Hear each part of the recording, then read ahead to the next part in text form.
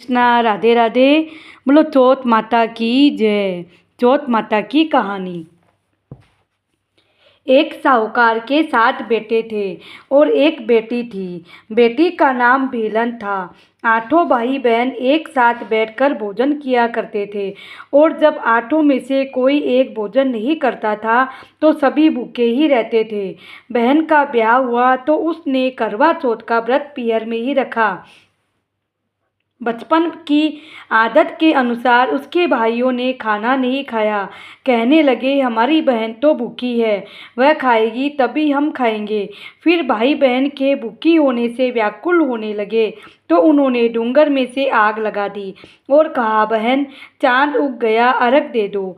बहन ने कहा, भाभीओ चलो चांद को अर्घ देते हैं। भाभीओं ने कहा, भाई जी यह तो तुम्हारा ही चांद उगा है, हमारा चांद तो रात को उगेगा।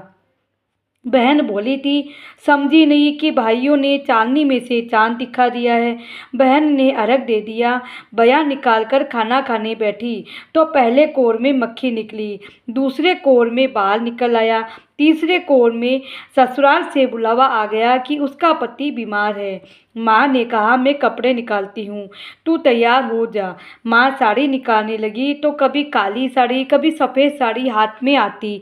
माँ ने कहा, बेटा जाने किस्मत में क्या लिखा है, तू राह में सबके पैर छूती जाना। और माँ ने उसके पल्ले में सोने का एक टक्का बांध दिया और कहने लगी, जो तुझे अमर सुहाग का आशीर्वाद दे उसे सोने का टक्का दे देना और पल्ले में गांठ लगा लेना। बिलन राह में सबके पैर लगती हुई गई। सब ने खूब आशीष दिए पर किसी ने सुहाग का आशीष नहीं दिया। एक छोटी सी जेठूटी पालने में सो रही थी, उसके पैर लगी तो उसने कहा, तेरा सुहाग अमर रहे। बिलन ने टक्का देकर पल्ले के झट से मोड़कर गांठ लगा ली। ससुराल पहुंची तो देखा पति मरा पड़ा था। वह कहने लगी, इसको जलाने नहीं दूंगी। देवरानी जिठानी ने कहा, घर में लाश कौन रखता है।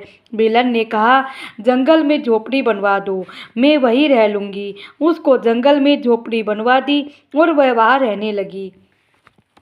रहते रहते माह की चौथ आई। चौथ माता गालियाँ निकालती करड़ कोसती आई। 7 भाइयों की बहन बिलन पानी पा, चांदनी में चांद देखनी पानी पा, डूंगर में लाई लगावनी पानी पा।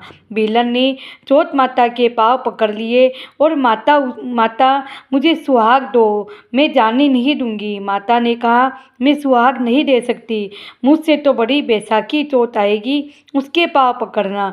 बैसाखी चौथ आई। करड़ कोसती गालियाँ निकालती हुई बिलन ने जल्दी से पाँव पकड़ लिए। माता मुझे सुहाग दो। बैसाखी ने कहा, मैं नहीं दे सकती, मुझसे बड़ी भादुड़ी चौथ आएगी, उसके पैर पकड़ लेना। फिर भादुड़ी चौथ आई। करड़ कोसती गालियाँ निकालती बिलन ने उसके पैर पकड़ लिए। उसने कहा कि मुझसे बड़ी करवा चौथ आएगी, उसके पाँव पकड़ लेना, उसके पाँव मत छोड़ना। छोड़ दिए तो फिर 12 महीने मुर्दा सेना पड़ेगा। जब करवा चौथ आई तब उसने माता के पैर पकड़ लिए। चौथ माता गालियाँ निकालती रही, करड़ कोसती रही, छोड़ पापनी हत्यानी, मेरे पैर छोड़। 7 भाया की बहन बिलन पानी पा, डूंगर में आग लगावनी पानी पा, चांदनी में चांद देखनी पानी पा, धनी बुकानी पानी पा, पहाड़ में आग लगाकर चांद देखा, व्रत भंग किया पापनी, मेरे पैर छोड़। उसने पैर नहीं छोड़े। तब माताजी ने काजल आँख से लिया, मेहंदी चुट्टी आंगली से ली, रोली टिक्की में से ली और पानी में घोल कर छिटा दिया तो मुर्दा उसका पति जीवित हो गया। पति उठकर बोला, ओहो बहुत नींद आई। बिलन ने कहा, काहे की बड़ी नींद आई, मुझे तो सेवा करते करते 12 महीने हो गए। करवा चौथ माता जाते हुए झोपड़े को महल बना गई और धन धान्य से भरपूर कर गई। बिलन की सास ने अपनी अन्य बहुओं से कहा, अरे कोई जाकर बिलन को तो खाना दे आओ, उसका तो आज के दिन ही सुहाग उजड़ गया था, वह तो रो रही होगी। जब इतना चिल्लाने के बाद कोई नहीं गया तो सास ही बहू को खाना देने जंगल में चली गई।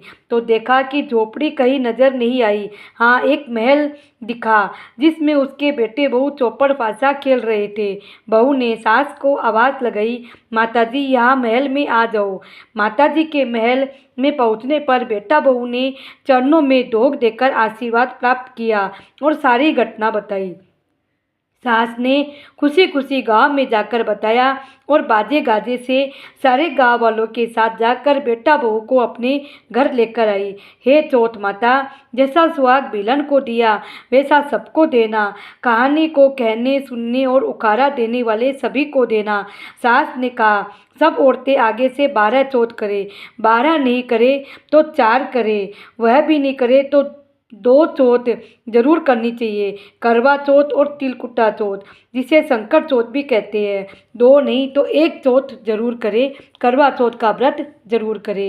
हे चौथ माता, बिलन को सुहाग दिया वैसा सबको देना, हमको भी देना। बोलो चौथ माता की जय।